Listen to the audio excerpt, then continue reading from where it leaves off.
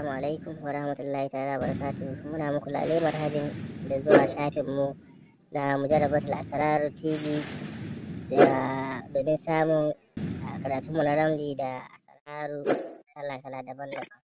To ku mana subscribe da like. Assalamu alaikum wa rahmatullahi. To wannan hatimin kuma da aka gani mai Muhammadu ne. Hatimi nan a ƙasa mai Muhammadu, wato magani ne na saraki, wato na sarakai.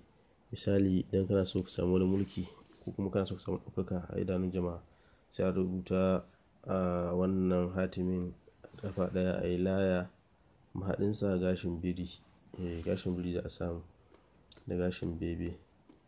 To in aka same shi sai a sa cikin layan sai a naɗe.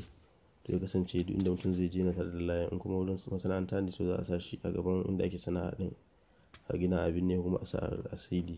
To alhamdulillah.